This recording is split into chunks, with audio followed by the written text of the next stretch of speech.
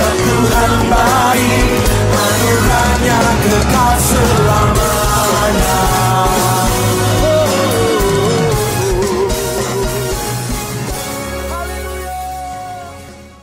Selamat pagi semua. Sekarang sudah masuk hari ketiga. Sebelum kita masuk dalam pujian dan penyembahan, mari kita berdoa dan saya akan pimpin. Tuhan, terpuji nama Engkau, kami mengucap syukur pada saat ini kerana Engkau adalah Allah Maha kekuatan, Maha kuasa kepada kami Tuhan. Kami mengucap syukur pada pagi ini kami dapat bangun dan dapat mendengar firman Engkau Tuhan. Tuhan, kami berdoa menyerahkan sesi pujian dan penyembahan ke dalam tangan Engkau dari awal hingga akhirnya. Terpuji nama Engkau Tuhan, semua doa. Amin. Mari kita naikkan pujian ini, Engkaulah kekuatanku.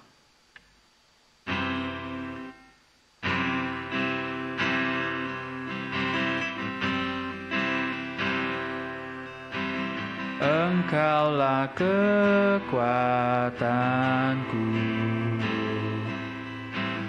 tempat perlindunganku, saat badai menempa, aku tak akan goyah.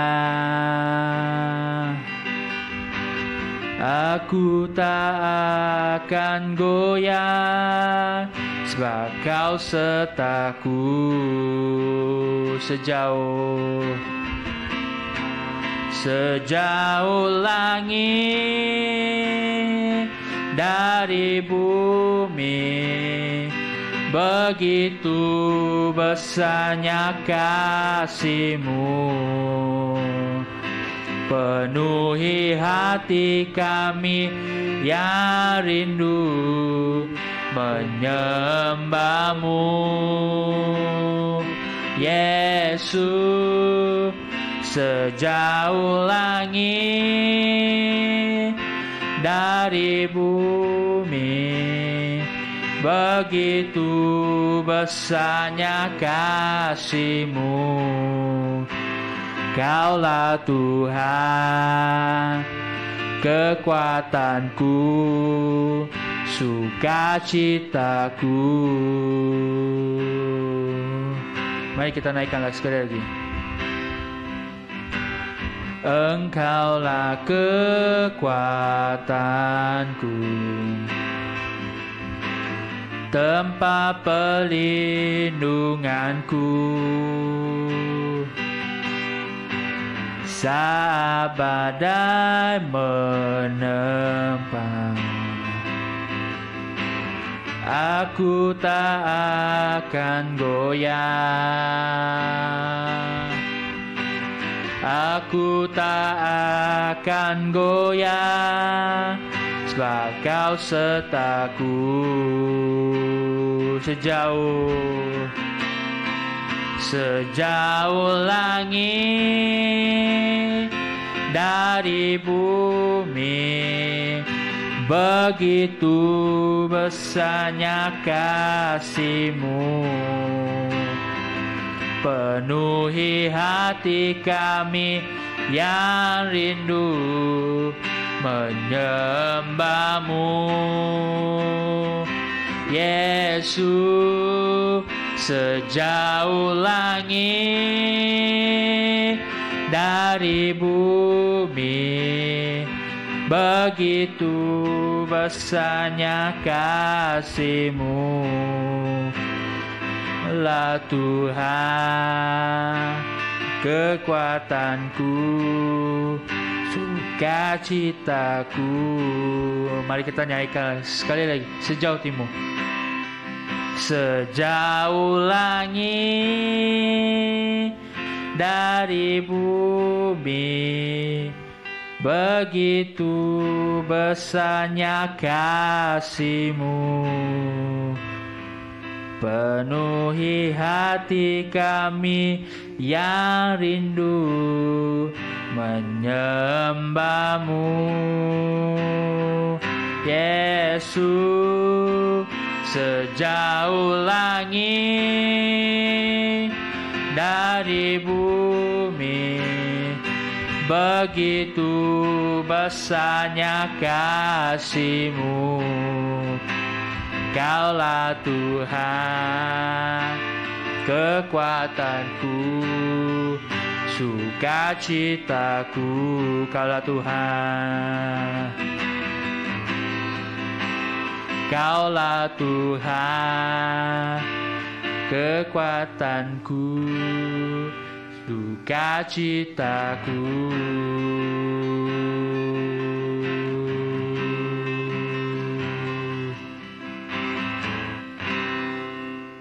Salam saudara dan saudari, dengan kemajuan zaman, internet telah menjadi lebih maju. Penggunaan media sosial macam Facebook, Instagram, TikTok dan sebagainya secara meluas. Walaupun semakin ramai yang berhubung atas talian, nampaknya semakin banyak kawan. Tetapi hubungan yang benar antara satu sama lain dikurangkan secara sengaja atau tidak. Dan persahabatan antara satu sama lain itu juga kekurangan. Kepercayaan antara manusia juga tidak lagi turun seperti dulu. Tetapi saudara-saudari, bila kita melihat bahwa Allah kita adalah Allah yang mengasihi dunia, kita mengalami kasih sayang seperti ini. Dan kasih sayang kita terhadap orang lain dapat bertambah lebih banyak sedikit. Pada pagi ini, kita akan lihat salah satu kisah yang sangat mengharukan dalam Alkitab. Kita coba semua buka ke buku Rut, Perjanjian Lama, buku Rut, bab 2, ayat 8 sampai ke 9. Buku Rut, bab 2, ayat 8 sampai ke 9. Firman Allah berkata, kemudian Boaz berkata kepada Rut, janganlah nasihat saya, janganlah pergi memukul balik di ladang lain, kecuali ladang ini. Bekerjalah dengan para pekerja wanita di sini. Lihatlah ke mana mereka bekerja dan ikutlah mereka. Dengan tegas, saya melarang para pekerja lelaki daripada menganggukan. Apabila kamu haus, minumlah air dari tempayan-tempayan yang diisikan oleh mereka. Saudara-saudara, kasih terhadap orang lain boleh lebih banyak lagi, supaya mereka mendapat kebaikan dalam kehidupan mereka. Yang pertama sekali, kita ambil inisiatif untuk berbuat baik. Dalam ayat Alkitab pagi ini, kita melihat ada dua orang, Boaz dan Rut. Secara ringkas memperkenalkan, Rut adalah seorang orang asing. Dia adalah menantu perempuan kepada satu keluarga Israel. Dalam bab 1, kita boleh lihat sekeluarga orang Israel ini, mereka pindah ke Moab. Dalam masa tinggal di Moab, itu mentua Naomi, namanya, kehilangan suaminya, dan seterusnya juga dua anaknya. Akhirnya, dalam kesedihan Naomi, dia berputus untuk balik ke Bethlehem, kampungnya. Jadi pada saat dia mau pulang ke Bethlehem, dia memberi pilihan kepada Rut dan satu lagi menantu perempuan. Dia cakap sama ada mereka mau balik ke tempat asal mereka, tidak suka hati mereka. Jadi Rut, dia bertekad, dia mesti memenangi ibu mentuanya balik ke kampung, ke Bethlehem.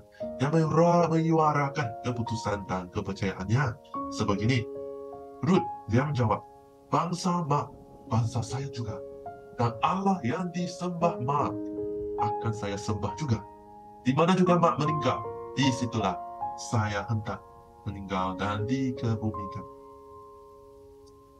Sangat harum kan? Hari ini kita tidak akan bincangkan makna dalam ayat ini dulu. Memperkenalkan dia siapa dia saja. Macam mana dengan Boaz? Bab 2 beritahu kita dia adalah seorang saudara jauh kepada Naomi, seorang yang takut kepada Allah, seorang orang kaya. Jadi dalam Alkitab hari ini, bab 2, mula-mulanya kita lihat Rut dia telah pergi ke ladang kandung. Setelah balik ke Bethlehem, dia pergi ke ladang kandung Boaz untuk membungkuk kantung. Di sini sebenarnya dia merujuk kepada membungkuk kantung yang tertinggal. Ia adalah satu peraturan yang penuh dengan rahmat kasih. Mana di dalam Perjanjian Lama kita boleh lihat seperti ini. Dalam Perjanjian Lama, apabila kamu menuai kantung di ladang, jangan tuai kantung yang tumbuh di tepi ladang. Dan jangan kembali ke ladang untuk menuai kantung yang tertinggal. Tinggalkanlah semua itu untuk orang miskin dan orang asing. Tuhan ialah Allah kamu. Inilah perintah Allah kepada umat Israel melalui nama dia sendiri. Macam satu cok, Tuhan ialah Allah kamu. Untuk memenuhi kasih sayang Allah dalam dunia ini, salah satu caranya. Jadi secara ringkas, Ruth secara bertepatan datang ke latar kantung Boaz. Kita percaya bahawa dalam konteks Allah mengendalikan segala hal sehingga menghasilkan yang baik bagi orang yang mengasihi dia. Ruth, dia datang ke ladang Boaz. Sebab tindakan ini membawa berkat yang besar dalam sejarah orang Israel. Sebab akhirnya kita tahu Boaz dan Ruth berkahwin dan menjadi datuk dan nenek kepada Raja Daud. Dan akhirnya keluarga ini boleh sambung kepada Yesus Kristus. Terdapat banyak perlainan antara Boaz dan Ruth. Pertama sekali, Boaz adalah orang Israel dan Ruth adalah orang asing. Mereka ada perbezaan umur. Kamu tengok Boaz panggil Ruth. Kalau dalam bahasa asli ya, dia panggil Ruth anakku. Maksudnya ada perbezaan umur. Mereka juga ada perbezaan kedudukan. Boaz adalah pemilik ladang, tapi Ruth datang membungkuk kandung yang tertinggal.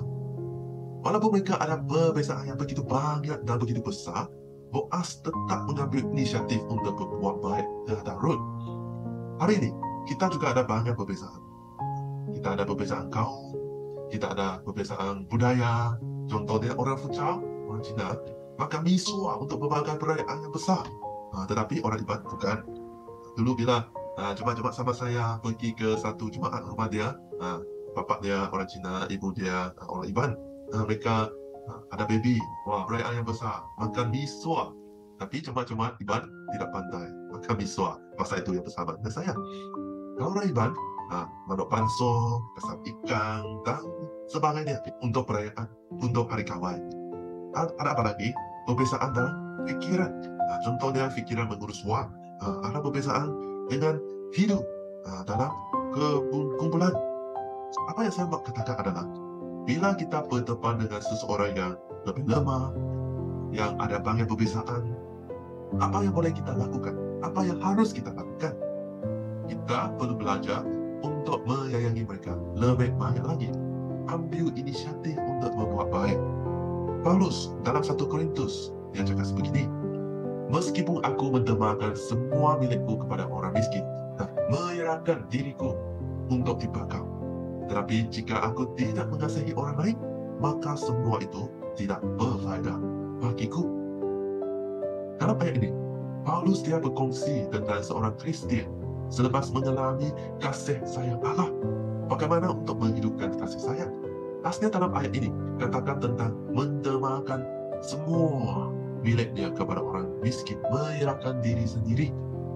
Tetapi kalau kamu membantu dia begitu banyak, korbankan banyak, tapi dia tak kasih sayang, tiada makna. Sebab kamu mungkin hanya lakukan semua ini untuk kemuliaan diri sendiri saja. Tapi bila Paulus cakap tentang menyayangi orang lain, kalau kita lihat ayat-ayat sana, sebenarnya Paulus dia cakap tentang menginjili orang lain. Kita perlu menginjili orang lain dengan penuh kasih, sabar, baik hati, dan segalanya yang disebut dalam bab 13, 1 Korintus sana. Jadi ini adalah seperti Boaz. Sebab dia seorang yang takut kepada Allah. Alkitab tidak beritahu kita, Boaz dia pada saat ini, dia berbaik dengan Ruth adalah untuk berkahwin dengan dia. Dia tidak tahu, ada kita yang tahu sebab kita tahu cerita dalam Alkitab ini. Tetapi dalam ayat 12, dia sangat cakap, semoga Tuhan membalas jasa baikmu dan semoga kepadamu pahala sepenuhnya dianugerahkan Tuhan, Allah Israel, yang di bawah sayapnya kamu datang berlindung. Kamu tengok, Boaz taat kepada Allah. Dia memahami manusia terhak, tetapi Allah maha besar. Jadi, bila dia berbaik dengan Ruth, adalah supaya Ruth dapat mengalami berkat daripada Allah. Saudara-saudari, kasih boleh lebih baik lagi. Mari kita renungkan.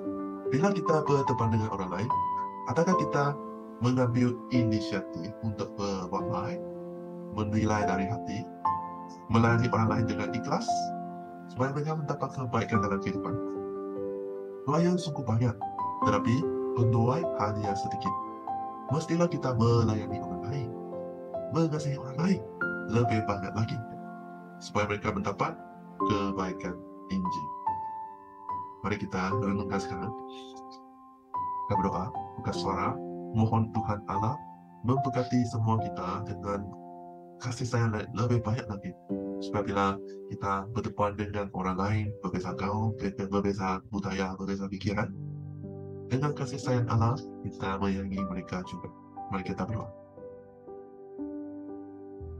Misalkan bisa diri kita.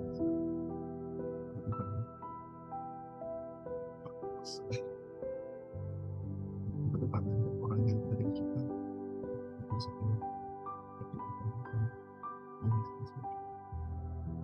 Dengan kasih sayang daripada Engkau.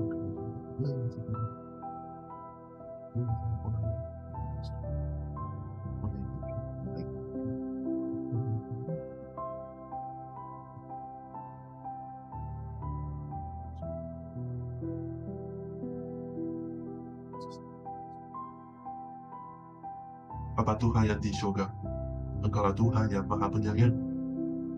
Terima kasih Tuhan Allah, Engkau telah menyayangi semua kami, sampai Engkau mengutus anak Engkau Yesus Kristus untuk menyelamatkan kami, mengasihi kami, menyelamatkan kami daripada neraka, daripada binasa. Bapa Tuhan, dalam kehidupan kami, selalunya kami berdepan dengan orang-orang yang mungkin kami tidak suka, orang-orang yang berbeza dengan kami. Mohon Bapa Tuhan memberkati kami dengan penuh kasih sayang, dengan penuh kuasa untuk melayani dan mengasihi orang lain yang mungkin kami tidak suka, yang mungkin berbeza dengan kami. Kami juga serahkan kehidupan kami pada hari ini ke dalam tangan-Mu. Mohon Bapa Tuhan membantu kami untuk lebih mengenali. Dalam nama Yesus Kristus kami berdoa.